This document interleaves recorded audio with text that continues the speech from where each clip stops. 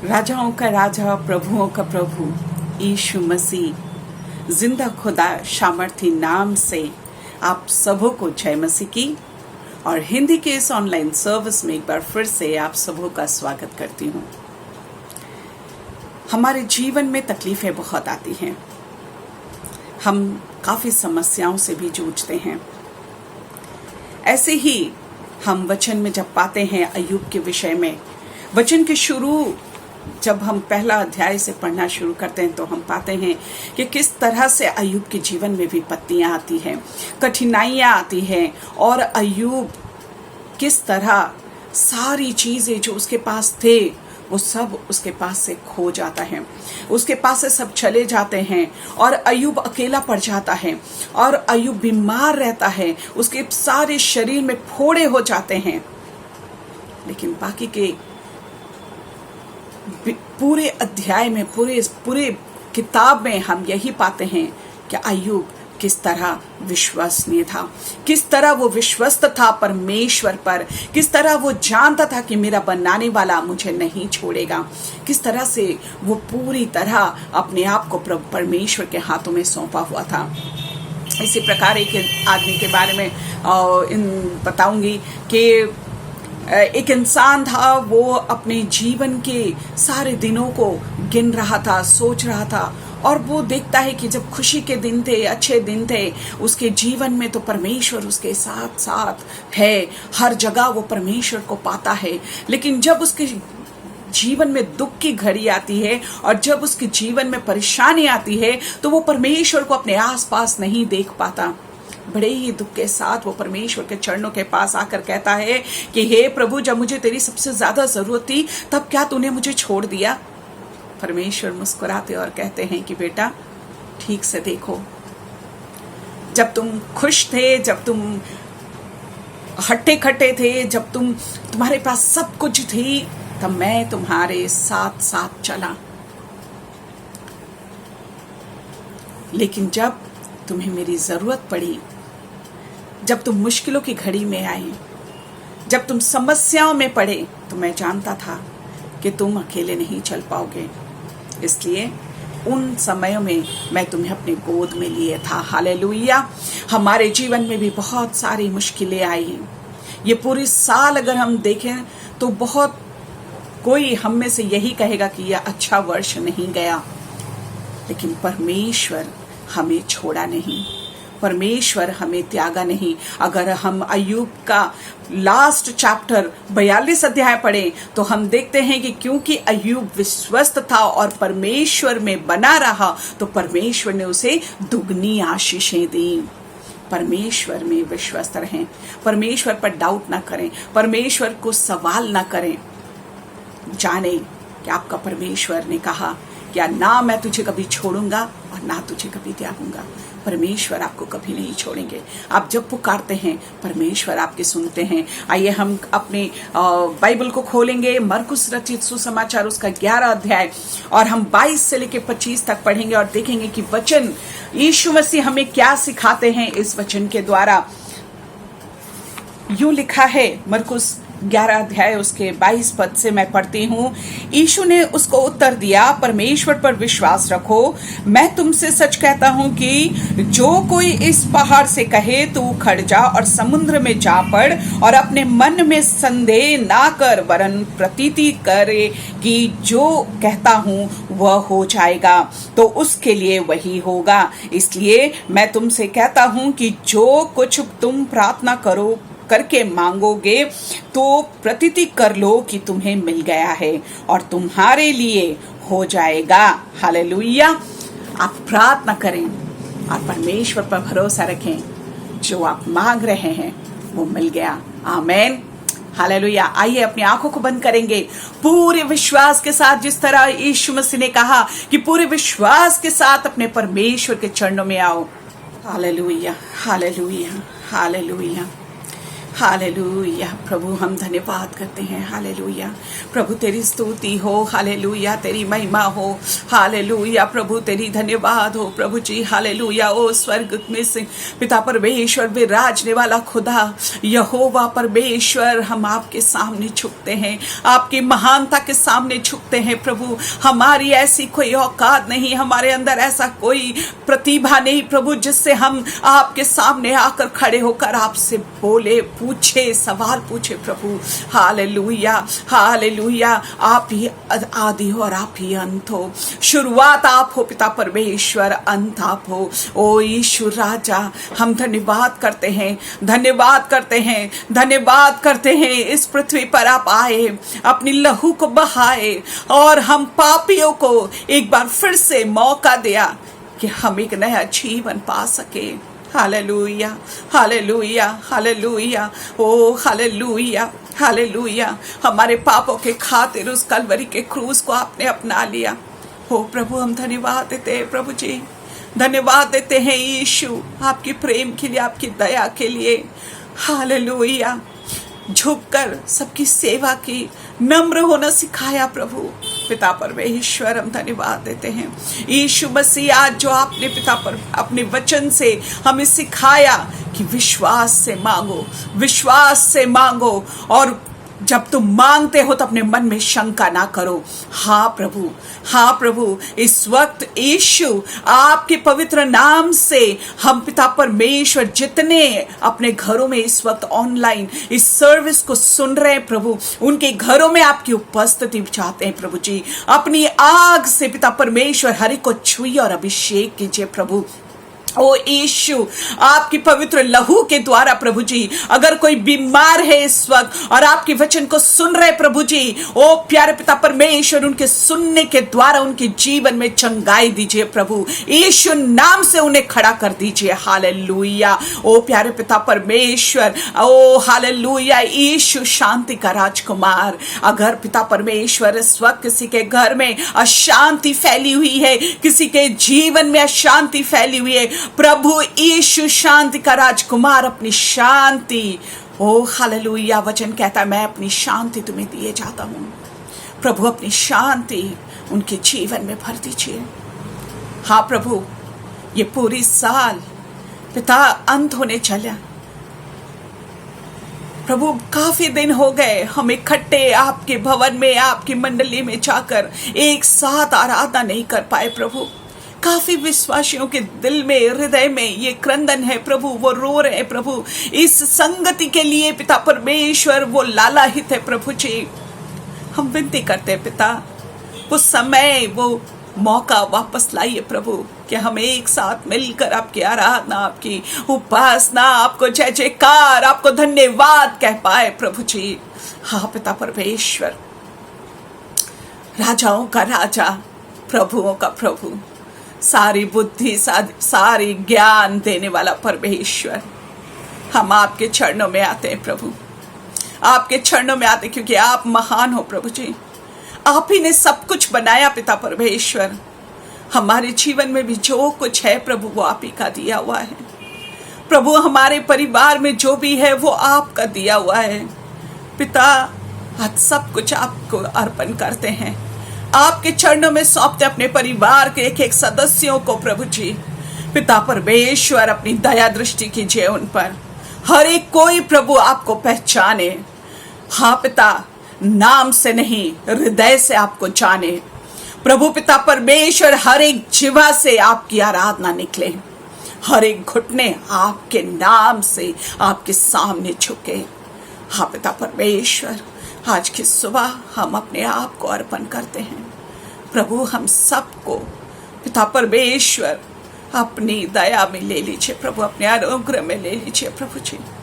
पिता, हम सबके जीवन में अपनी कृपा कीजिए प्रभु। हम आपके चरणों में आते हैं इस समय, जो आपके वचन से बोला जाएगा प्रभु जी, जो आपने अपने दास को अभिषेक किया पिता परमेश्वर, वो हालेलुया, वो अभिषेक वचन हमारे जीवन में पिता फलदायक हो प्रभु। अपने अनुग्रह से हमसे बोलिए, हमसे बातचीत, हमारे कानों को खोल दीजिए, हमारे हृदय को तैयार कीजिए पिता। जब हम आराधना करते हैं पिता, हमारे आराधना टीम को अपनी आशीष दीजिए प्रभु जी। हर एक जो पिता परमेश्वर हमें आपकी आराधना में ले जाते प्रभु, उन्हें आशीष और अभिषेक दीजिए प्रभु जी। पिता परमेश्वर, एक साथ मिलकर हम आपकी जय जयकार कर पाए। Hallelujah, hallelujah. पिता परमेश्वर अपनी उपस्थिति बनाए रखिए। हर एक कोई आज हम आपको महसूस करना चाहते हैं प्रभु। आज पिता परमेश्वर नई तरीके से आपसे बातचीत करना चाहते हैं, आपको फील करना चाहते हैं पिता।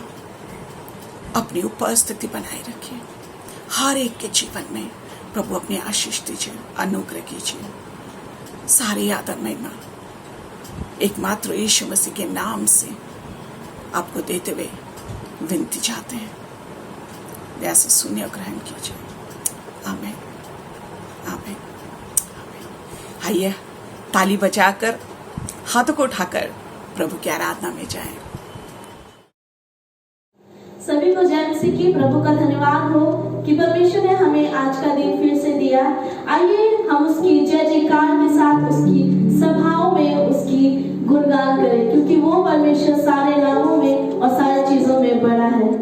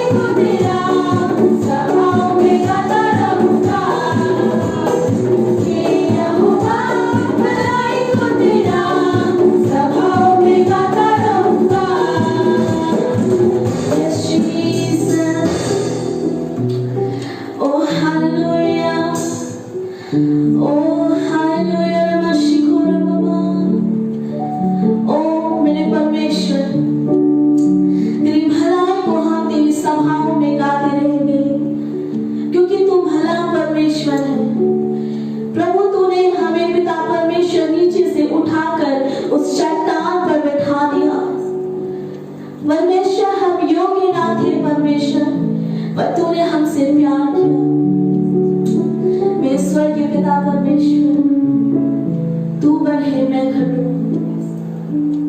परमेश्वर मेरे जीवन से आपको महिमा मिले।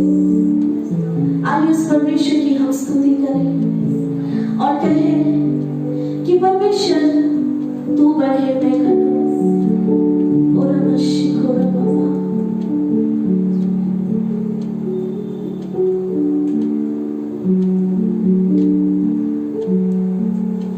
तेरे नाम के लिए जिए हम, तेरे नाम के लिए जिए हम, तेरे नाम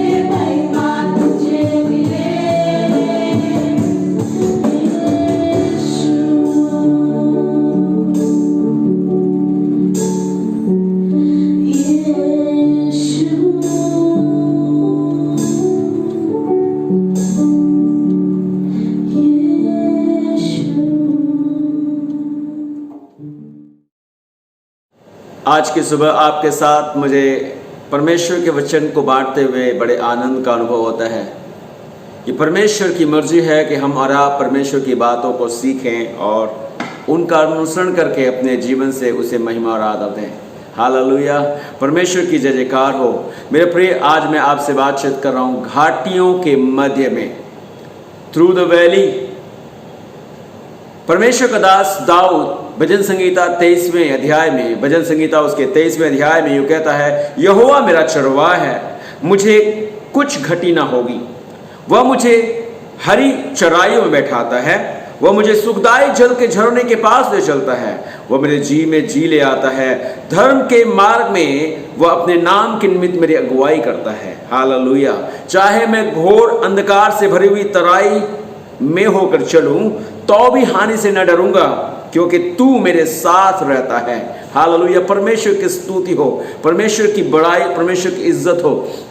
ये परमेश्वर का जन जिसका नाम दाऊद है, और इसकी घटनाओं, इसके विषय में अगर हम सुनने की कोशिश करते हैं तो बहुत सारी बातें इसके विषय में सुनने को आता है। लेकिन परमेश्वर के प्रिय भाई और बहन, मैं चाहता हूं कि आप और हम इस विषय को थोड़ा ध्यानपूर्वक देखने की कोशिश करें। दाऊद जब भी अपनी भेड़ों को चराता था तब भी वो परमेश्वर के साथ साथ चलता था। हालेलुया।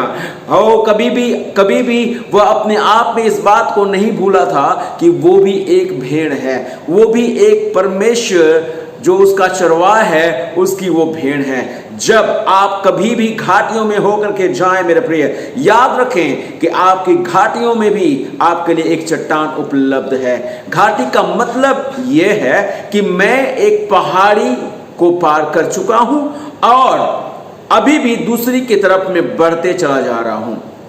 इसका मतलब साफ तरीके से ऐसे है कि मैंने एक पहाड़ी पार कर ली है और दूसरी पहाड़ी की ओर मैं बढ़ा चला जा रहा हूं। इसको अगर और सही तरीके से समझने की कोशिश करें तो ऐसा है कि हमें घाटी से होकर के जाना ही है, क्योंकि हमारी यात्रा अभी पूरी नहीं हुई है। हमें और उन घाटियों में होकर के चलना जरूरी है। परमेश्वर हमें घाटियों में ही आशीष देते हैं। तनाव, असफलता और चुनौती की घड़ियों में भी परमेश्वर हमारे जीवनों में काम करता है।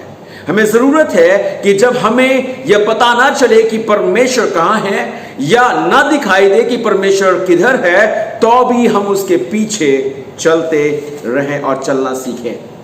बाइबल में कई एक प्रकार की तराई के विषय में बातचीत है।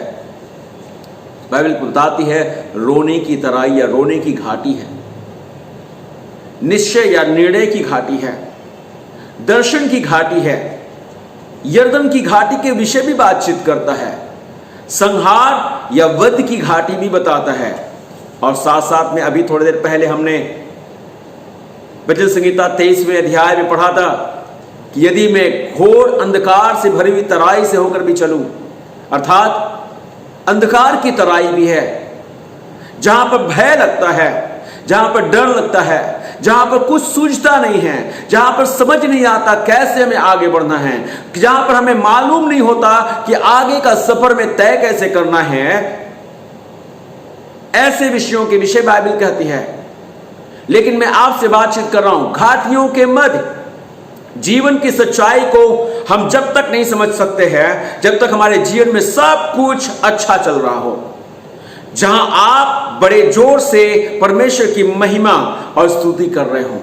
जीवन की सच्चाई का स्वाद जब है जब हम और आप जीवन की घाटियों से होकर चलते हैं प्रिय। हालेलुया, परमेश्वर की स्तुति हो। आइए हम निकाल लें मेरे साथ रोमियो की पुस्तक 8 अध्याय उसके 28 पद से लेकर 39 पद। रोमियो की पुस्तक 8 अध्याय उसके 28 से लेकर 39 पद को हम देखने की कोशिश करें। परमेश्वर का वचन यहां पर लिखा है, हम जानते हैं कि जो लोग परमेश्वर से प्रेम रखते हैं उनके लिए सब बातें मिलकर भलाई ही को उत्पन्न करती है, अर्थात उन्हीं के लिए जो उसकी इच्छा के अनुसार बुलाए हुए हैं। क्योंकि जिन्हें उसने पहले से जान लिया है उन्हें पहले से ठहराया भी है कि उसके पुत्र के स्वरूप में हों, ताकि वह बहुत भाइयों में पहलौठे ठहरे। फिर जिन्हें उसने पहले से ठहराया उन्हें बुलाया भी है, और जिन्हें बुलाया उन्हें धर्मी ठहराया है, और जिन्हें धर्मी ठहराया उन्हें महिमा भी दी है। आगे का शब्द यूं कहता है, अतः इन सब बातों के विषय में क्या कहें, यदि परमेश्वर हमारी ओर है तो हमारा विरोधी कौन हो सकता है। हालेलुया। जिसने अपने निज पुत्र को भी नरक छोड़ा परंतु उसे हम सब के लिए दे दिया, वह उसके साथ हमें और सब कुछ क्यों न देगा। परमेश्वर के चुने हुआ पर दोष कौन लगाएगा। परमेश्वर ही है जो उनको धर्मी ठहराने वाला है। फिर कौन है जो दंड की आज्ञा देगा। मसीह है जो मर गया और मुर्दों में से जी भी उठा और परमेश्वर के दाहिनी ओर है और हमारे लिए निवेदन भी करता है। कौन हमको मसीह के प्रेम से अलग करेगा। क्या क्लेश, क्या संकट, क्या उपद्रव, या अकाल, या नंगाई, या जोखिम, या तलवार। जैसा लिखा है, तेरे लिए हम दिन भर घात किए जाते हैं, हम बद होने वाली भेड़ों के समान गिने गए। परंतु इन सब बातों में हम उसके द्वारा जिसने हमसे प्रेम किया है जयवंत से भी बढ़कर है।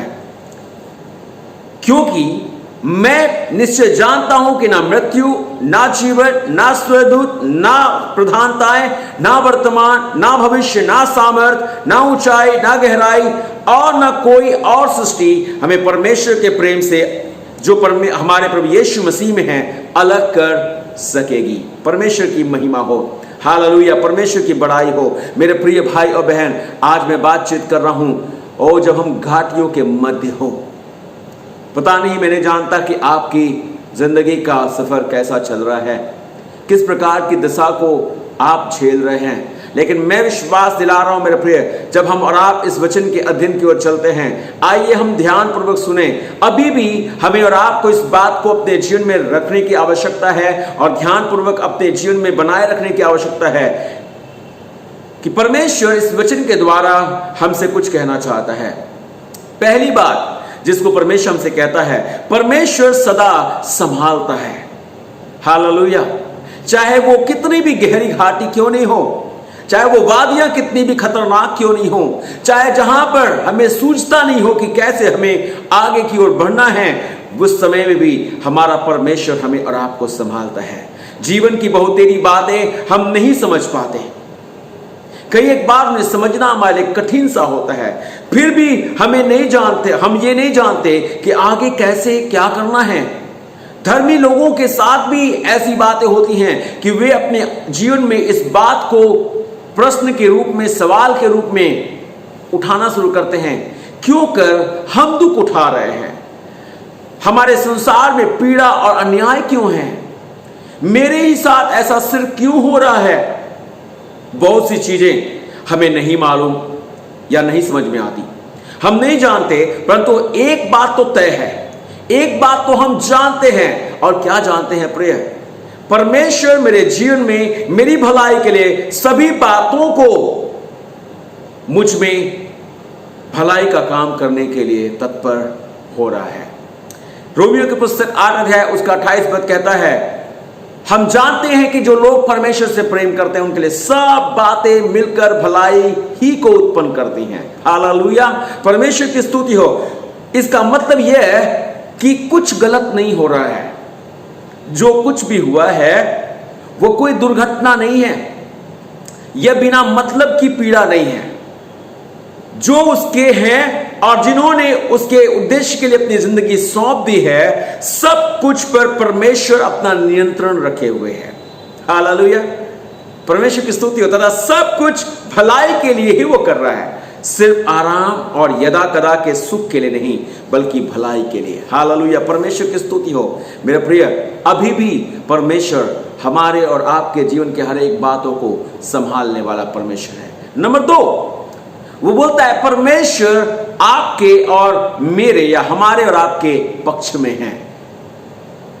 वो हमसे और आपसे विमुख नहीं है, वो हमारे और आपके साथ है या हमारे पक्ष में है, हमारे लिए है। रोमियो की पुस्तक 8 अध्याय उसका 31वां पद, परमेश्वर का वचन कहता है, अतः इन सब बातों के विषय में क्या कहें, यदि परमेश्वर हमारी ओर है तो हमारा विरोधी कौन हो सकता है।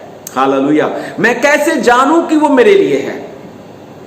क्योंकि परमेश्वर ने अपने पुत्र को,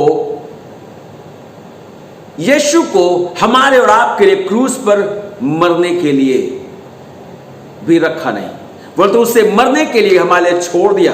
परमेश्वर आपके लिए है, क्योंकि वह आप में अपनी भली वस्तु को प्रस्तुत करना चाहता है। वो आपसे अपनी भली चीजों को रोकना नहीं चाहता। आपको किसी वस्तु की घटी नहीं होगी, ये परमेश्वर का वचन कहता है, क्योंकि कोई भी आप पर दोष नहीं लगा सकता। रोमियो की पुस्तक उसके 8 अध्याय उसके 33 और 34 पद को जब हम पढ़ते हैं तो परमेश्वर का वचन कहता है, परमेश्वर के चिन्हों पर दोष कौन लगाएगा? परमेश्वर ही है जो उनको धर्मी ठहराता है। हालेलुया, परमेश्वर की महिमा हो। परमेश्वर अपने लोगों को दोषी करार नहीं देता और उन्हें किसी को मौका भी नहीं देता कि वे उसे या उन पर दोष लगाएं, क्योंकि परमेश्वर हमसे और आपसे चाहता है कि हम और आप जाने कि वो हमारे पक्ष में हैं। अगर परमेश्वर हम पर दोष लगाए तो हम में से कौन धर्मी ठहर सकता है? परमेश्वर की महिमा हो। परमेश्वर की दया, परमेश्वर की करुणा कितनी अपार है, जिसने हम पर और आप पर दोष न लगा करके हम पर दया दिखाई है। विश्वासी भाई बहन, अगर आप परमेश्वर से प्रेम करते हैं और आपने अपना जीवन उसके उद्देश्य के लिए सौंप दिया है, तो शैतान को मौका मत दीजिए कि वह आपको निराश करे या आप पर दोष लगाए। क्या आप जानते हैं कि परमेश्वर आपके लिए कितना है? 34वां पद बोलता है, 8 अध्याय उसके 34वें पद में बोलता है, फिर कौन है जो दंड की आज्ञा देगा? मसीह है जो मर गया वरन मुर्दों में से जी भी उठा और परमेश्वर के दाहिनी ओर है और हमारे लिए निवेदन करता है। परमेश्वर की स्तुति हो। परमेश्वर हमारे लिए कितना है? वह जो हमारे मरा, अभी भी वो हमारे लिए काम कर रहा है। उसने काम करना समाप्त नहीं कर दिया है प्रिय। अभी भी वो पिता के दाहिनी ओर बैठ करके हमारे लिए पिता से निवेदन करता है कि मेरा ये बेटा और मेरा ये बेटी है, मैंने इसे अपने खून से इन्हें खरीदा है। मेरे बाप इन पर तू तरस खाएगा, मेरे पिता तू इनकी तू सुधि लेगा। वो परमेश्वर पिता के दाहिनी ओर हमारे लिए 24/7 समय लगातार निवेदन करता रहता है। परमेश्वर की महिमा हो। मैं नहीं जानता हूं मेरे प्रिय कि आपका पक्ष लेने वाला कोई है कि नहीं, कौन आपके साथ है और कौन नहीं है, लेकिन मैं इतना जरूर जानता हूं कि हमारे और आपके साथ हमारा परमेश्वर है। हालेलुया, परमेश्वर की स्तुति हो। इस घाटी में आप अकेले नहीं हैं, इस सफर में आप अकेले नहीं हैं। इस जीवन के और विश्वास के सफर में परमेश्वर आपके साथ है और वो आपके पक्ष में है। हालेलुया, हिम्मत हारने की आवश्यकता नहीं है। तीसरी बात, परमेश्वर का प्रेम हमें उसके नजदीक रखता है। कुछ और नहीं है जिसने हमें और आपको उसके साथ रखा है, लेकिन उसका प्यार ही है जिसने हमें और आपको उसके नजदीक रखा है। जब हम कठिन परिस्थितियों या घड़ियों से होकर जाते हैं तो पहली चीज जो हम करते हैं, क्या करते हैं जानते हैं? परमेश्वर के प्रेम पर शक आना हमें आरंभ हो जाता है। क्या परमेश्वर सच में मुझसे प्रेम करता है? स्वाभाविक है, ये बात हमारे मन में आना आरंभ हो जाती है। लेकिन प्रेरित पौलुस 8 अध्याय उसके 35वें पद में रोमियो की पुस्तक में इस प्रकार से कहता है, कौन हमको मसीह के प्रेम से अलग करेगा? हालेलुया, कौन हमें मसीह के प्रेम से अलग कर सकता है? यहां पर 7 ऐसी बातों को बोलने की कोशिश करता है जिसे एक मनुष्य अपने जीवन के काल में झेल सकते हैं। नंबर 1 वो बोलता है, चाहते हैं क्लेश। दूसरा कहता है संकट। तीसरा कहता है उपद्रव। चौथा कहता है विरोध। पांचवा वो कहने की कोशिश करता है अकाल। छठा वो कहता है नंगाई और उसके बाद तलवार या जोखिम। वो बोलता है कौन सी चीजें हैं जो मुझे परमेश्वर के प्रेम से अलग कर सकती हैं? ये सब चीजें हैं जो एक विश्वासी को अपने जीवन में चुनौती के स्वरूप झेलने की आवश्यकता है और वो अपने जीवन में झेलता है। लेकिन तो भी इनमें से कोई भी हमें परमेश्वर के प्रेम से अलग नहीं कर सकता। हालेलुया, परमेश्वर की महिमा हो। इसे ही सच्चा जीवन कहते हैं। जीवन के कठिन और दुख से पूर्ण समय में एक प्रेम की पहचान होती है जो हम परमेश्वर से करते हैं, और यह प्रेम हमें हारने नहीं देता। जीवन के ऐसे सफर में जहाँ पर हमने कुछ समय गुजारा है इस साल के दौरान, लेकिन परमेश्वर का धन्यवाद हो, ये प्यार ही था जिसने हमें और आपको पकड़े रखा, अब तक इससे रखा है। एक बार एक छोटी लड़की अपने दोस्त से परमेश्वर के विषय में और उसके प्रेम के विषय में बातचीत कर रही थी, और जब वो बता रही थी तो वो संडे स्कूल में सीखी गई घटना को अपने दोस्त से बता रही थी, और वो बता रही थी कि परमेश्वर मुझसे कितना प्रेम करता है और वह अपनी हथेली में मुझे रखता है। तो जिस साथी से वो शेयर कर रही थी इस घटना को, उसने बोला कि कहीं ऐसा ना हो कि तुम अगर परमेश्वर की हथेली से सरक जाओ तो क्या होगा। तो उस लड़की ने जवाब दिया, यह असंभव है, क्योंकि मैं तो उसकी एक अंगुली हूं। हालेलुया, मैं तो उसका एक अंग हूं। कभी भी वो मुझे सरकने नहीं देगा, कभी भी वो मुझे टूटने नहीं देगा, कभी भी वो मुझे बर्बाद नहीं होने देगा, क्योंकि मैं उसकी देह का एक अंग हूं।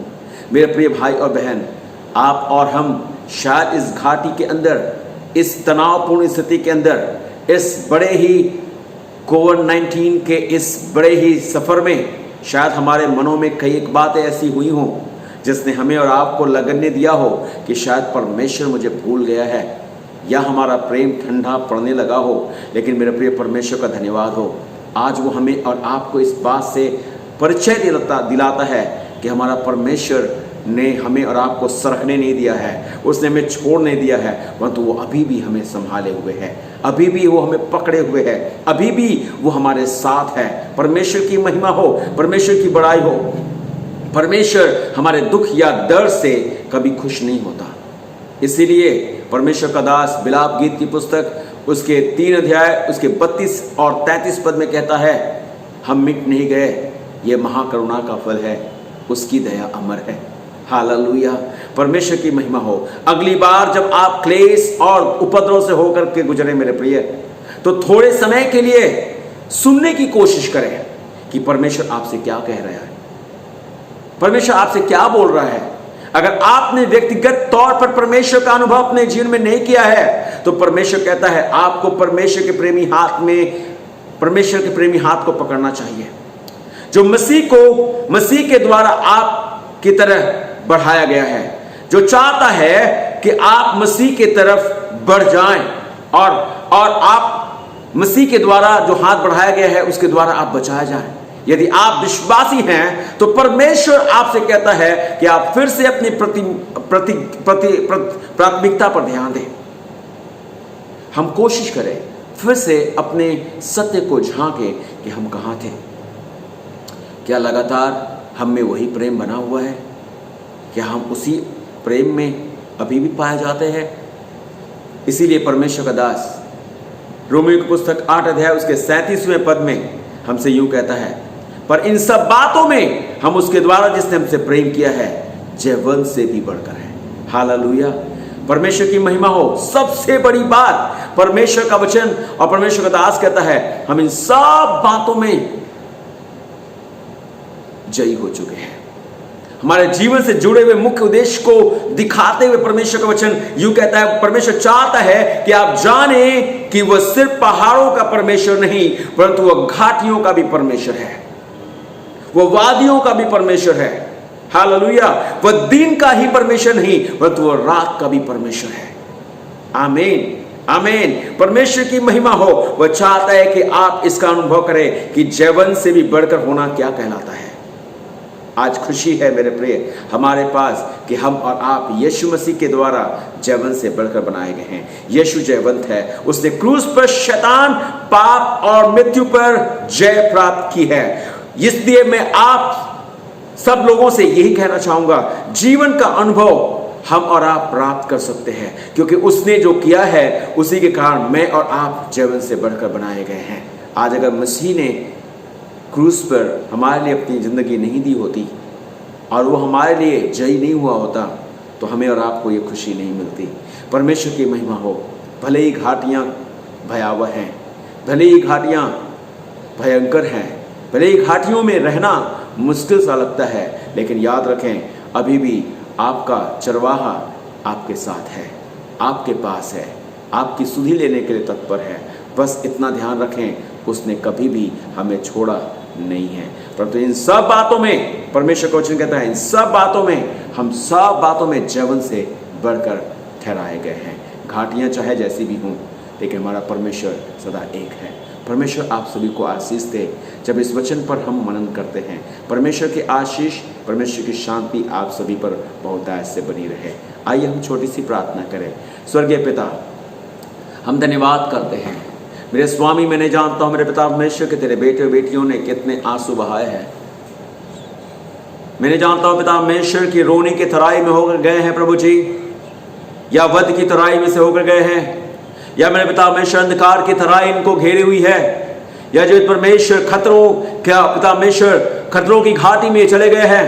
लेकिन मैं इतना जानता हूं कि अभी भी हमारे हाथ को थामने वाला, अभी हमारे जीवन का संचालक परमेश्वर तू ही है। मेरे सामर्थ्य परमेश्वर, आज इस सुबह की घड़ी में एक बार फिर मैं तेरे बच्चे और बच्चियों को तेरे हाथ में सौंपता हूं।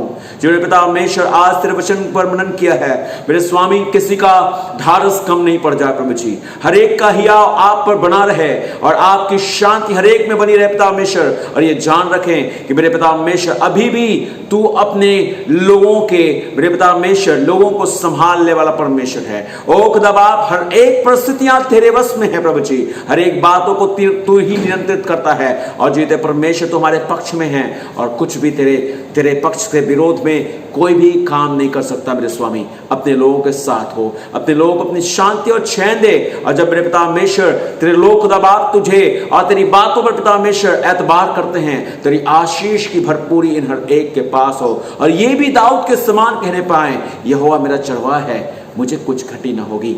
हालेलुया। वह हरी हरी चढ़ाइयों मुझे स्नेह से चलाता है। ओ मेरे खुदा, अनुग्रह कर ताकि मेरे खुदा तेरे लोगों की घटियां समाप्त हों। हर एक ऐसी बातें जहां पर ये घायल हुए हैं, जहां पर ये टूटे हैं, जहां पर इनके जीवन में पिता में बदकारता आई है, उन सब से आजादी को प्राप्त करे। आपकी शांति, आपका चैन इनके जीवन का आधार हो। और पिता परमेश्वर खुदा बाप, जितने लोग इस समय पिता परमेश्वर ओ खुदा अपने शरीरों में मेरे पिता परमेश्वर बेताब और परेशान हैं, बीमारियों से लत हैं, यीशु आपके नाम से हम प्रार्थना करते हैं। ओ खुदा, आप अपना हाथ रख करके अपने लोगों को चंगा कीजिए। धन्यवाद करते हैं, अपने लोगों को पिता परमेश्वर संभाले रखिए और इनके हर एक बात में आशीष दीजिए। अपनी कलीसिया को अपनी महिमा प्रदान कीजिए। धन्यवाद करते हैं, यीशु के नाम में हम प्रार्थना मांगते हैं। आमीन, आमीन, आमीन। धन्यवाद सबों को इस ऑनलाइन सर्विस में हमारे साथ जुड़ने के लिए। और मैं पूर्ण विश्वास करती हूँ कि आप सब आज परमेश्वर की छुअन को महसूस किए हैं, उनके अभिषेक को अपने जीवन में पाए हैं। हालेलुया। प्रभु आप सबको आशीष दे। और परमेश्वर को धन्यवाद देने के लिए अपने दान, अपना 10वां हिस्सा परमेश्वर के लिए उपहार परमेश्वर के भवन में लाने के लिए स्क्रीन पे ऑनलाइन लिंक दी गई है। इस ऑनलाइन लिंक पे आप अपना दान, दशमांश, उपहार दे सकते हैं। और अगर आप चाहते हैं कि आप खुद चलकर चर्च में आएंगे तो ज़रूर आइए। चर्च के दान की पेटी खुली हुई है, आप आकर अपना दान, दशमांश वहाँ दे सकते हैं। और नहीं तो किसी भी पासवान के हाथ में आप अपना दान और दशमांश दे सकते हैं। परमेश्वर आपको आशीष दे। परमेश्वर में बने रहिए, विश्वास रखिए, डाउट न कीजिए, क्योंकि परमेश्वर आपकी प्रार्थना को सुनता है। हालेलुया। जो मांगेंगे वो मिलेगा। Praise the Lord. परमेश्वर आप सबके साथ हो।